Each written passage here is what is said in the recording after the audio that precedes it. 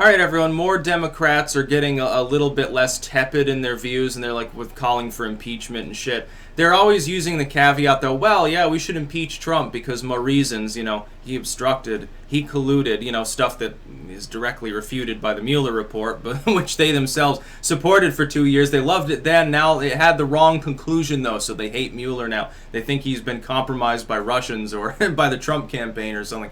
But they're calling for impeachment with the caveat of saying, well, but the Senate probably wouldn't, remove him from office. Yeah, you think that the Republican-controlled Senate, in which you have several Democrats as well that have expressed direct hesitance towards such an idea because they're more smart, do you think that they're really going to go for that? You got to realize senators represent a state, whereas the representatives represent a district, so it's a little bit more partisan. Yes, there are going to be more Democrats in the House that support the idea.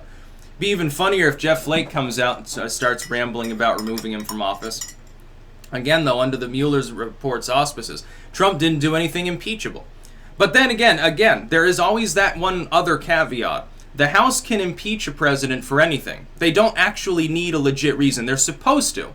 They're supposed to conform to determining there is a probable cause to believe that there's been some high crime or misdemeanor here involving the president where we're impeaching him. And that's basically the same as accusing him. That's basically what it means. Then it goes before the Senate. And you need there's an extremely high threshold to remove a president from office. Impeachment is basically meaningless. Bill Clinton was impeached. A lot of people say, well, no, Clinton wasn't actually impeached. They think impeachment is removal from office. Impeachment just means the House, with a simple vote, has decided to impeach the president. Doesn't remove him from office. It doesn't mean jack shit. Because the subsequent investigation, the Senate Judiciary Committee already investigated Trump secondarily to the Mueller report itself. They already investigated him. They didn't find any evidence of wrongdoing after months and months of, again, having the same kind of carte blanche that Mueller had, only, a little bit less.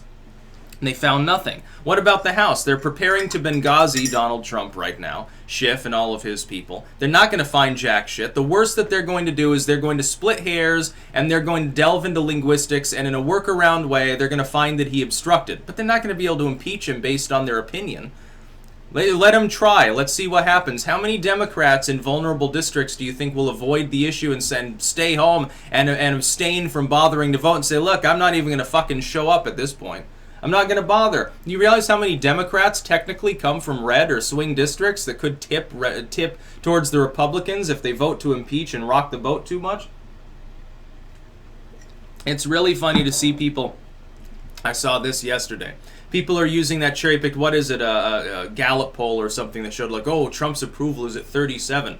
Use a fucking goddamn aggregate, please. It's so frustrating when people cherry-pick polls because you just know they are so totally and objectively wrong in every possible way. And yet they've actually lulled themselves into believing, like a while back, some people that are like MAGA fans, they're like, oh, Trump's at 52% approval. Rasmussen says so. He was never at 52% approval.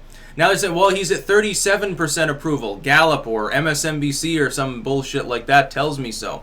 Aggregate your polls. I wish they conducted more of them. They've been a little bit spotty in the last few months. No, his approval somewhere in the low to mid 40s. Perfectly survivable. They were trying to compare him to Richard Nixon. I'm thinking, okay, doesn't that show the fickle nature of the public? Really? That Nixon actually had fairly decent approval for quite some time? Yeah, it was higher. Look at the mistake that was made. Whereas, meanwhile, Ronald Reagan slumped at certain points. Clinton, too. Clinton was more popular after he got impeached, I believe. I think he rose several points because people realized how ineffectual and stupid the House was. And it is ineffectual and stupid. And it will remain that way. Basically, what this boils down to is that a lot of Democrats feel hopeless right now. They're actually looking forward to a defeat in 2020, and they're like, oh my God, well, we need a platform, but they can't find a platform because everything that they could suggest either pisses off the further left aspect of their party or the centrists. So they're between a cock and a hard place, and so the only unifying message is impeach Trump. Orange man bad, small hands, too many scoops of ice cream. Don Lemon told me he was like a homophobe or something. He's a racist because Al Sharpton said so. He used to hug him and shit back in the 90s, give him awards, but now he's a racist. It's incredible how Donald Trump went from a Manhattan soci-elite billionaire who tried to help the inner city to a Ku Klux Klan member in only a couple of short decades. It's incredible how these things happen. Meanwhile, Hillary Clinton was mentored by the former head of the Klan, and she became like a social justice warrior, supposedly. Wow, but politics makes very strange bedfellows, folks, now doesn't it? It's very, very funny. Now, they want a platform, but they don't have one. And I'm trying to think of a platform that they can even really construct. It's like on the border.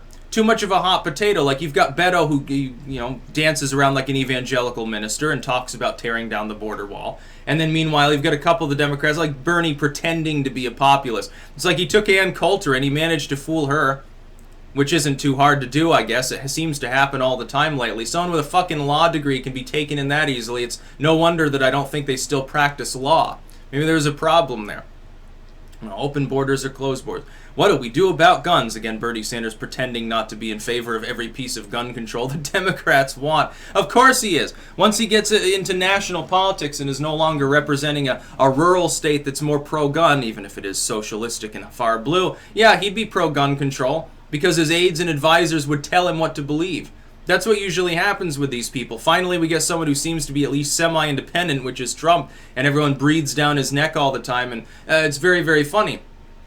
Now, I have nothing but reprehension for the Democratic Party at the moment, because the thing is, they should be trying to be sane. They should try to formulate a policy that could allow them to be voted for by sane people. Instead, they've gone way off into la-la land. I want an alternative to Trump's policies. Yes, I would like a party of JFK sort of Democrats. We don't have one.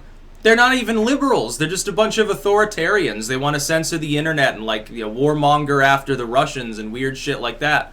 And then take and do crazy shit and raise my taxes for no reason. The tax rate's already too high even after the tax reform. Trump should shove it down even further. He should reform it 2 or 3 more fucking times. Hey Trump, how about turning the self-employment tax off for people making under $100K a year? Why doesn't it start kicking in once you're making a huge amount of money so as to let smaller entrepreneurs rise up hopefully to that level so that you can start growing the economy even more? I'd love to see that. By the way, the economy going along fine, otherwise you'd hear news about it. Yeah, basically, to know if things are going well right now, just look for what's not being talked about. Right now, they're not talking about jobs. They stopped talking about the tax reform bill because people realized it actually did save them money generally. They're not talking about Korea because things there are mostly calm. Like the South Koreans have taken the fore again and things are sort of kind of moving forward. So it hasn't catastrophically failed, so there's nothing they want to talk about. They'd rather cherry pick one fucking poll out of a half a dozen and talk about that for a week. Shows you the dishonesty of the legacy media. That's about all. Peace out.